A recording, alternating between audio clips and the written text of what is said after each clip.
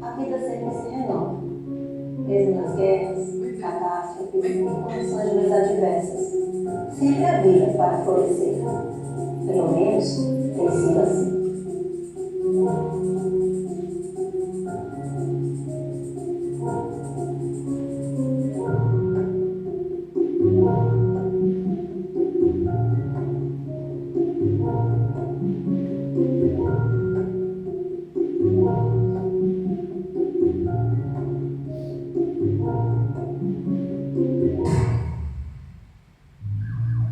Era mais um ano que se iniciava. Um ano como outro qualquer, como todos os outros nos últimos tempos. A pressa, o trânsito, os prazos, o barulho ensurdecedor. Vai e vem nas ruas, passos apressados, ritmo acelerado. No Brasil, o início do ano tem carnaval. Aí o carnaval, a festa mais esperada do ano, aquela que estabelece um ponto especial no calendário. O momento que marca a verdadeira passagem do ano novo para mais de 200 milhões de pessoas. Nessa festa aqui, no centro de São Paulo, está essa turma aqui com perna de pau. Eles representam a terra em transe, que é justamente o tema desse bloco de carnaval. Eu já andava meio cansado, é verdade, de muito dar e receber tão pouco, numa relação de amor sem reciprocidade. Poucos me ouviam ou prestavam atenção em mim. Era normalmente lembrada por interesse ou de uma forma muito pontual.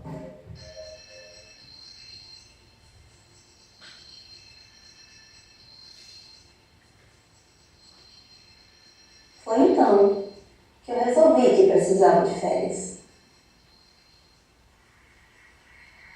A China está em alerta para um novo vírus que causa forte pneumonia e teria sido espalhado pela contaminação de peixes.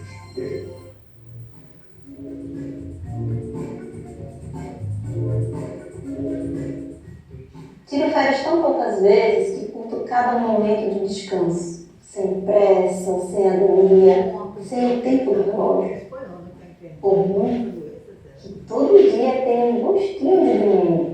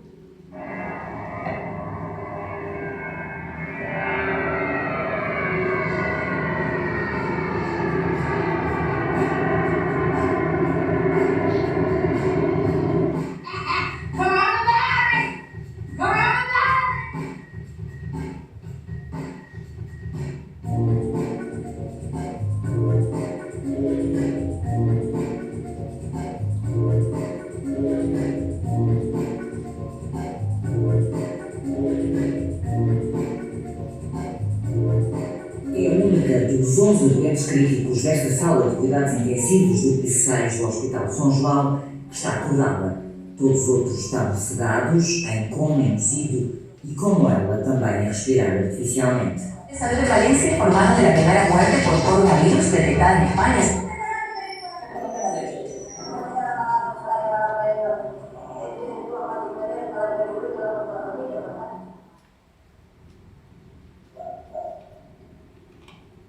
Tudo fechado mesmo, os cafés, os restaurantes, tudo fechado. E a orientação, claro, para as pessoas serem pacientes e ficarem em casa. Espero que essa fase crítica passe, porque aqui eles têm muita noção de que o sistema não está preparado para a situação como o que está acontecendo na Espanha e na Itália.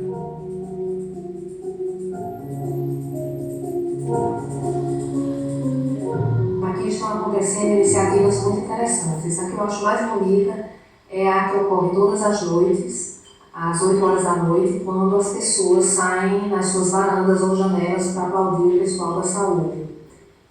Além de ser um reconhecimento pelo trabalho dessas pessoas que estão se arriscando todos os dias, estando em contato com pessoas contagiadas, é uma forma de você se sentir menos isolado, porque é o momento que você vê outras pessoas, você interage, seja mesmo à distância.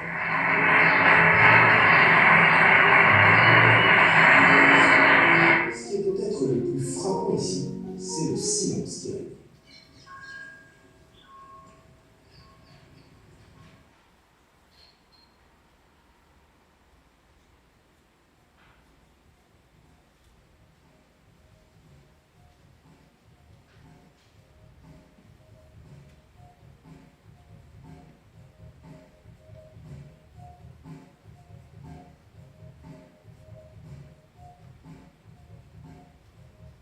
Depois de 5 meses de frio, a primavera começou a dar uma da sua graça por aqui. Eu aproveitei para cuidar um pouco do jardim, passar o tempo. E aqui na minha varanda é onde eu venho tomar sol, onde eu venho pensar um pouco, né? E ver, de certa forma, a vida passar. Aqui dá para ver o mar. E nesses dias ele está muito inspirador, me dá uma vontade muito grande de ir para lá, mas só que eu não posso. Essa é a distância que eu posso ter do mar. O Brasil registrou a primeira morte pelo novo coronavírus. Foi um porteiro aposentado que morava no bairro do Paraíso, zona sul de São Paulo. Nada se diria ou seria, quando muito, acometido de uma gripezinha ou resfriadinho. Foda-se a vida! Vamos agora aos números do coronavírus no Brasil. O país tem 66.501 casos confirmados até o momento. 4.543 pessoas morreram com a Covid-19.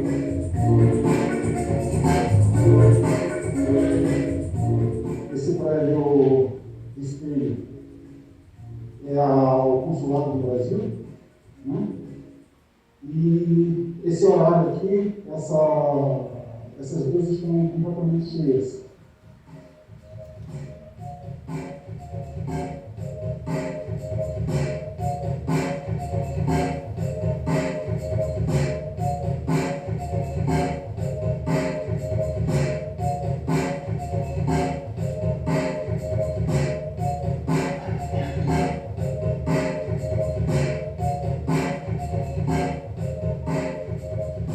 Também me considero uma pessoa de sorte porque, apesar de viver em um apartamento pequeno, esse apartamento tem janelas que dão para o exterior, então eu tenho a possibilidade de ver o sol, o céu, escutar os pássaros, ver a rua.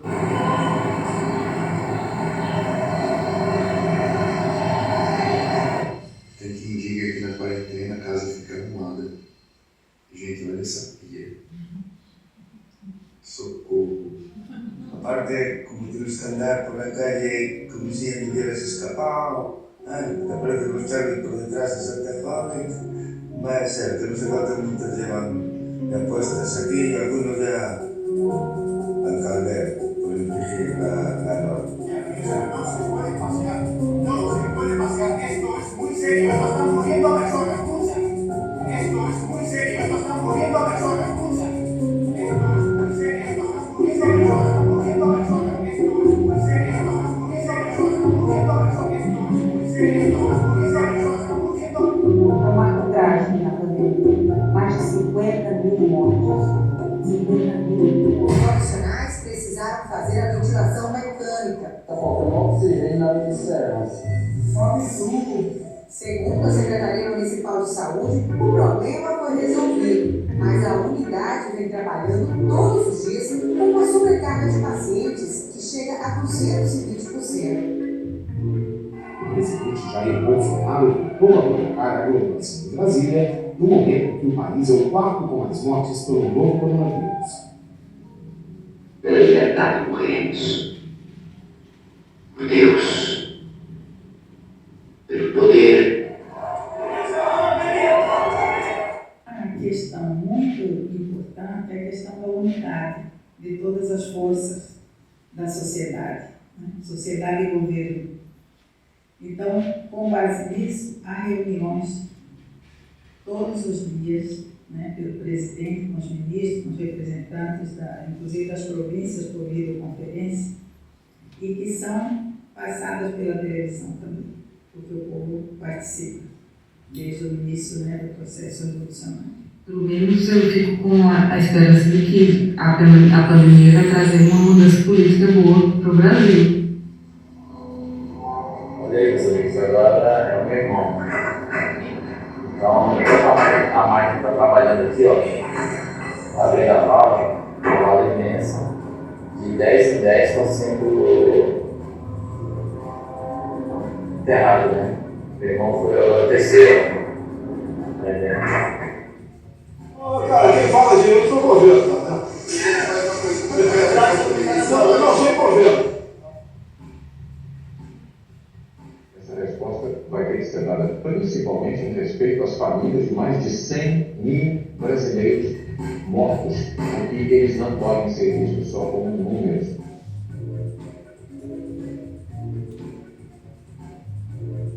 Agora, não adianta me apressar. Tudo tem seu momento. Quando estamos nesse momento de tranquilidade no aspecto de cobertura de doença, porque só fala de Covid, e passando apoiado. I'm taking it. Hydroxychloroquine. Right now, yeah. A couple of weeks ago, started taking it. De quem ouviu elogios e canções de apoio. O presidente carregava uma caixa de hidroxicloroquina que foi mostrada e saudada em 2023.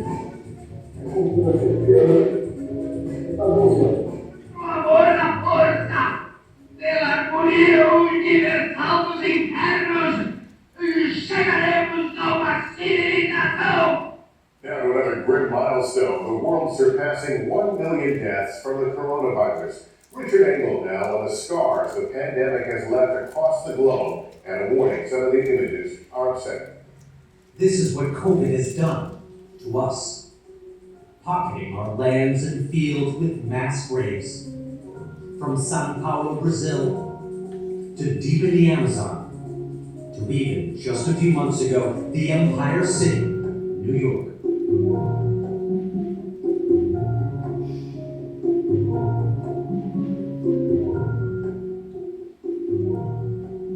Mas que cara é essa? Você tá com medo?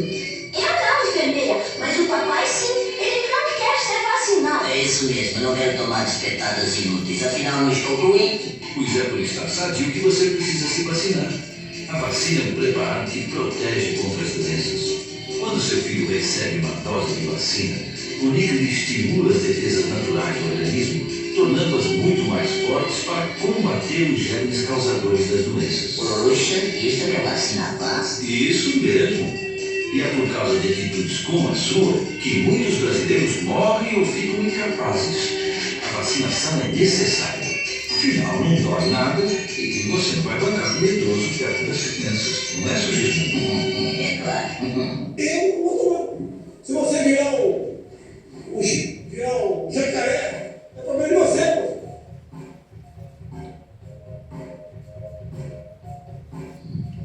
Mas que efeito tudo isso no passado? Por quê? Porque juntos somos mais fortes.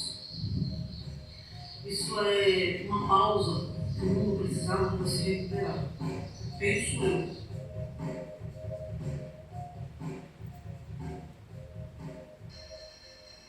Enquanto eu descanso, agora é a vez de vocês correrem por um bom motivo. Não me leve a mal. Quero que vocês sigam bem saudáveis. Mas não se esqueçam que a reciprocidade é a base de qualquer relacionamento. E tenho sempre uma certeza. A renovação virá, ela sempre vem. Tudo à nossa volta está conectado e assim precisa permanecer, em harmonia, em comunhão. Até a volta!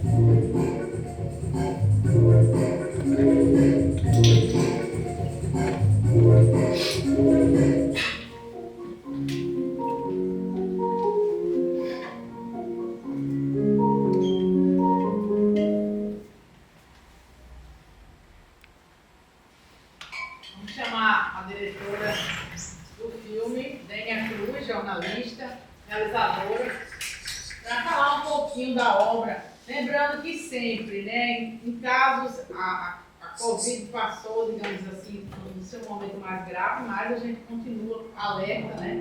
E sempre criar a possibilidade de um vírus, é importante que a gente use máscara, que a gente se cuide, né? Que a gente não só se previna, mas também previna, cuide da vida do outro que está ao nosso lado, né? Tenha, por favor. Boa noite a todos e a todas. André já me apresentou, né? Então não precisa mais falar. A gente está com essa colaboração com Marieta para o Espaço na casa da Ana. Com a Ana, né, Ana? Obrigada. A gente acabou de realizar na verdade duas, né? Duas oficinas abordando a economia criativa no audiovisual e Tudo Pode Virar Filme, esse é o título que eu dei. Tem um clipezinho aí pra ele aqui na...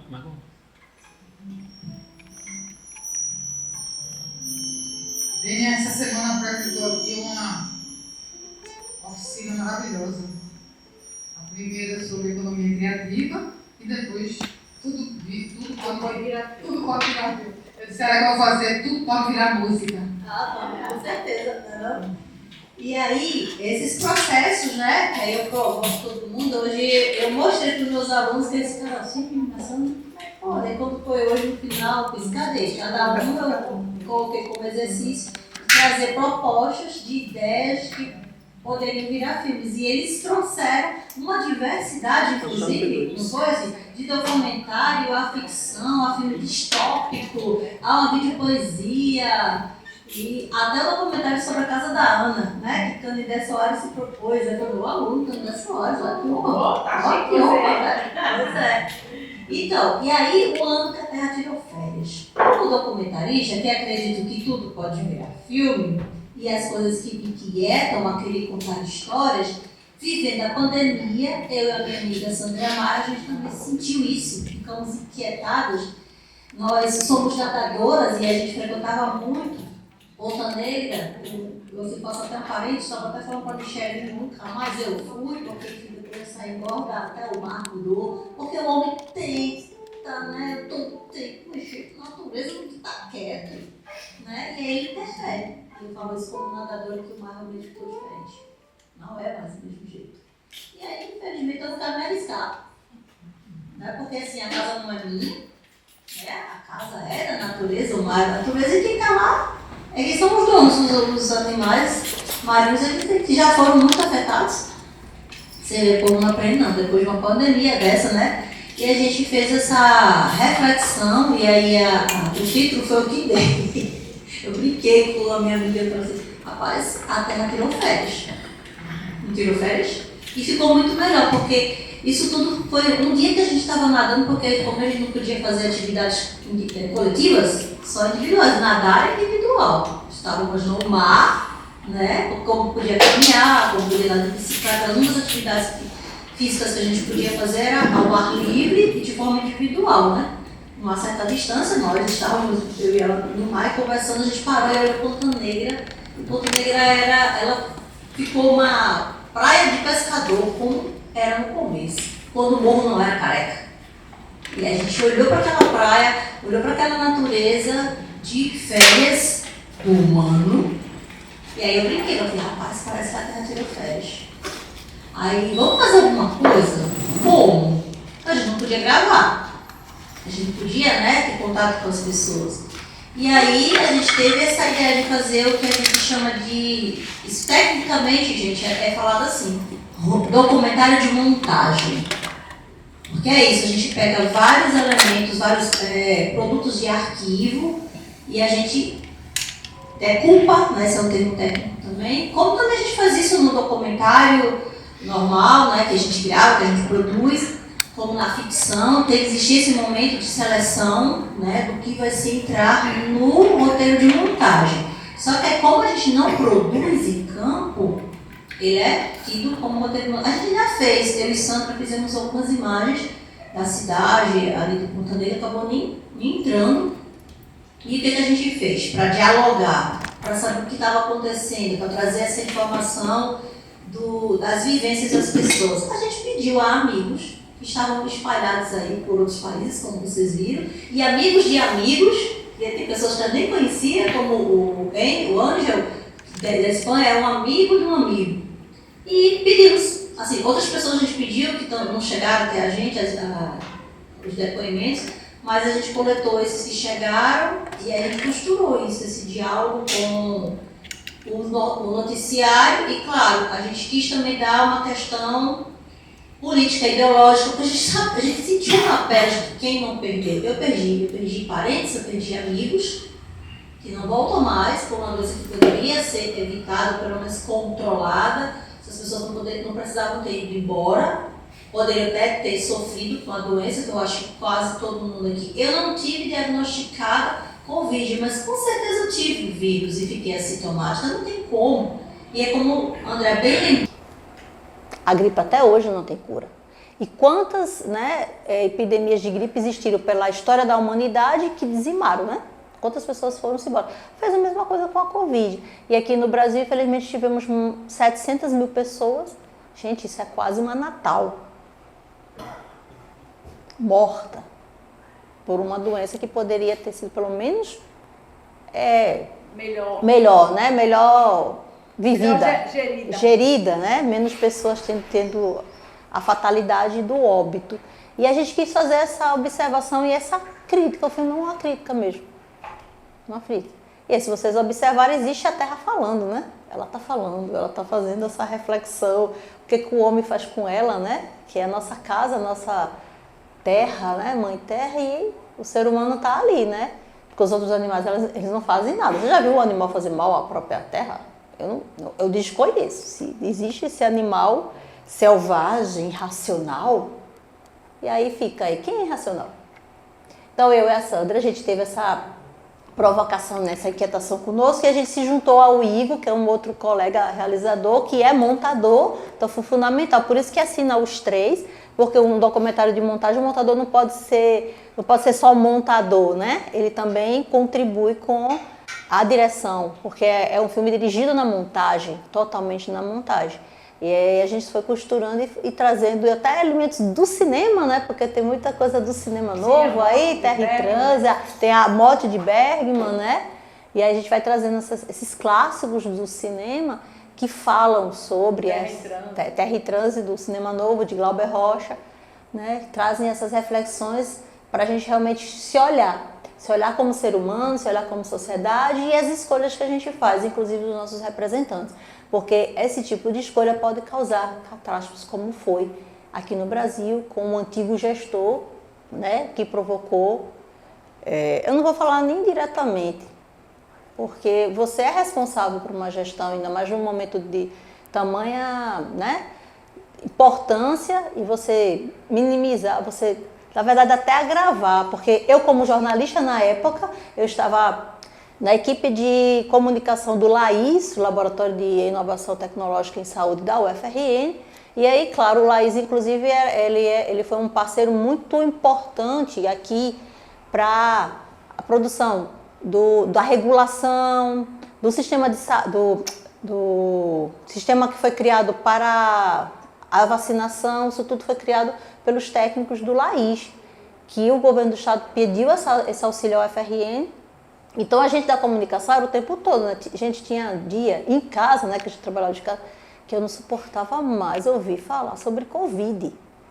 Era o tempo todo, eu era conduzida, toda hora estava vindo noticiário, e aí teve uma época que a gente acompanhava diariamente o boletim do então ministro Mandetta. E, embora ele fosse um político de direita, ele estava fazendo o trabalho dele como médico, porque ele era um médico.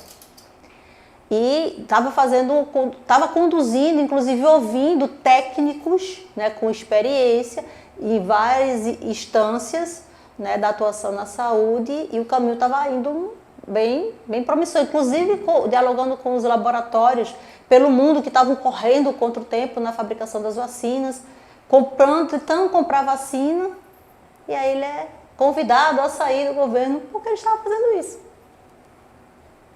Eu estou falando isso como jornalista, que estava no front acompanhando tudo isso. Então, assim, é um crime o que essa pessoa que estava lá na frente estava fazendo. De tirar um ministro que queria fazer o certo. E colocou um que não tinha conhecimento nenhum só para obedecê-lo. Na Constituição diz, né, que essa negligência é crime. É crime. Inclusive tem processos que ainda não chegaram ao seu final, né, sobre isso. Há muitas pessoas que ficam dizendo assim, queremos que um dia ele seja punido por genocídio. Porque a quantidade de mortes é considerada um genocídio. Foram 700 mil, mais de 700 mil, né? Inclusive 2 primos meus, uma professora maravilhosa, um amigo realizador. Eu tenho para botar na conta dele. Perdi vários. E tenho muitos amigos e parece que saíram perdendo também amigos, enfim. Essas vidas não voltam. E as nossas também que foram impactadas de alguma forma, né? Inclusive com sequelas que a gente não sabia ainda nem como é que esse vírus ainda vai se comportar nos nossos corpos, porque ele está aí, né? Gripe não há cura e a Covid também não foi encontrada a cura.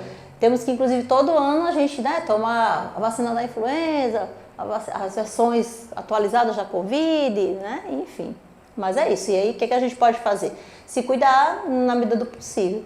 E cuidar do outro e se manifestar. Esse é um filme manifesto. E ele está disponível no YouTube. A gente nem quis assim deixar, porque a produção de cinema, até falei hoje da oficina, a gente também trouxe como convidado hoje na nossa oficina o nosso querido Caio Nivenanço. Recomendo, até reforço aqui o convite. Gente, vá assistir o Agente Secreto. Nós temos 3 grandes atores nossos, o nosso amigo, parceiro, realizador, o Caio Nivenanço, a nossa querida Alice Carvalho, que é um talento incrível, e Dona Tânia Maria, gente, que é uma figura maravilhosa, uma senhora que aos 72 anos se descobriu atriz, está há 6 anos aí atuando, brilhando, com vários convites para fazer outros filmes.